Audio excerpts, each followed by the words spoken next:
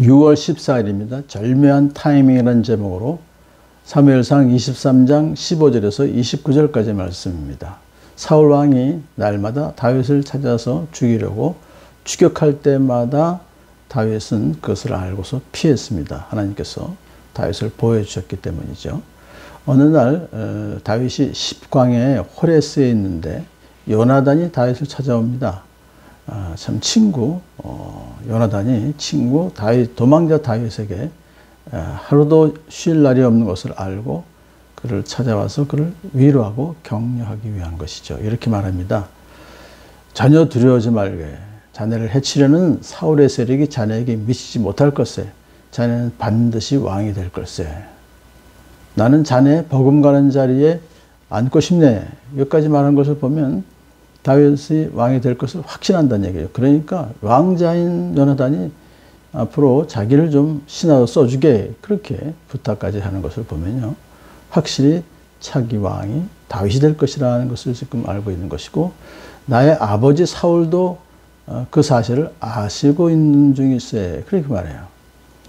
그러니까 지금 요나단이 그렇게 말한 것은 자기 확신 속에서 말한 것이 아니라 성령의 감동을 받아서 말하는 것입니다.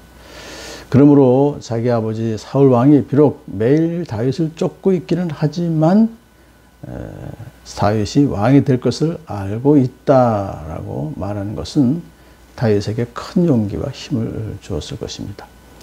이리하여 두 사람은 다시 주님 앞에서 우정의 언약을 맺습니다. 이미 언약을 맺었던 것을 확인하는 것이죠. 이 언약은 다윗이 왕이 되기 전에 요나단이 전사했기 때문에 요나단에게는 실현되지 못했지만 요나단의 후손들에게 이것이 우정의 언약이 지켜졌죠. 자, 다윗은 계속 호레스에 머물렀습니다. 이 호레스라고 하는 지역은 유다 지파에 속한 지역이기 때문에 그래도 홈그라운드 같은 생각에 좀 거기서 좀 더 머물렀습니다.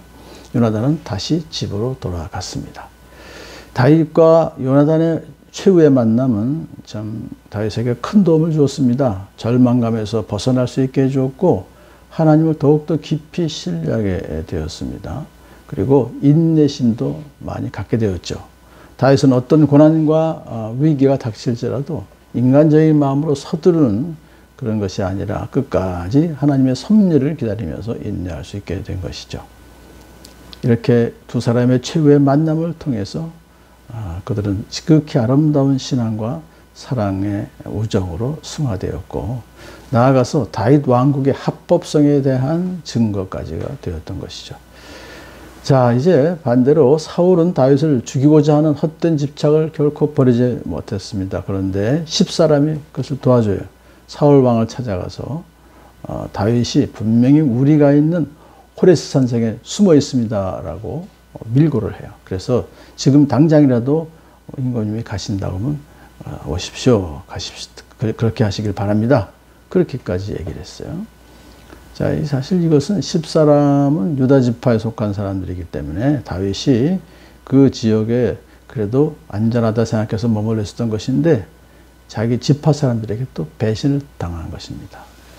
사울은 그들에게 지시합니다. 당신들은 가서 빈틈없이 준비하고 그가 어디에 있는지 자세히 알아보십시오. 그는 매우 교활하기 때문에 그의 은신처를 모두 자세히 살핀 후에 틀림없는 정보를 가지고 오면 내가 당신과 함께 가겠소. 그러니까 괜히 섣불리 가지 말고 완전히 잘 살펴서 그가 어디를 갈 수 있는지를 다 알고 와야 내가 가겠소. 그러면서 내가 유다의 마을들을 남김없이 다 뒤져서라도 그를 찾아내고 말씀. 이를 잡듯이 수색해서 다윗을 반드시 잡고 말겠다고 결연한 의지를 표현했던 것이죠. 자, 이래서 밀고 한 사람들은 사울보다 먼저 십광야로 떠났는데 그 사이에 다윗은 아라바에 있는 마온 광야로 이동했습니다. 그쪽 거기에는 바위가 많았어요. 사울이 부하를 데리고 바로 광야로 가서 마온 광야로 가서 다윗을 추격했습니다. 사울은 산 이쪽에서 쫓아가고 다윗은 산 저쪽으로 도망하면서 숨바꼭질을 했는데요. 이제 사울을 피해서 급히 도망했는데 그럼에도 불구하고 사울은 더 많은 군사가 있었기 때문에 다윗을 거의 포위해서 잡기 직전까지 갔습니다. 그런데 갑자기 전령 한 사람이 와서는 블레셋이 지금 쳐들어왔습니다. 사울 궁이 있는 곳으로 쳐들어왔습니다. 그런 보고를 해요. 그래서 사울은 다윗을 추격하다 말고 돌아서서 자기 궁으로 돌아가게 되었습니다. 블레셋에 뭐 소수가 온 것이 아니라 대대적인 공격을 기브온에 있는 사울의 궁으로 쳐들어왔기 때문에 할 수 없이 그것을 막는 것이 더 급하기 때문에 이제 그걸로 다시 돌아가게 된 것이죠. 이것이 바로 절묘한 타임이라는 것입니다. 사실상 블레셋이 쳐들어온 것은 다윗을 위기에서 구하려 온 것은 아니었죠. 그들은 오직 전날의 패배를 설욕하고 이스라엘을 다스리기 위해 지배하기 위해서 쳐들어온 것뿐입니다. 그러나 그와 같은 공격이 다윗이 절대절명의 위기에 놓여있던 바로 그 순간에 벌어졌다는 것, 그것이 모든 일을 주관하시는, 또 시기와 장소까지도 주관하시는 하나님의 섭리가 작용했다는 것을 알게 되죠. 거의 생포될 위기에 놓여 있었던 다윗을 하나님께서 아주 그때 딱 나타나셔서 구출해 주신 것입니다.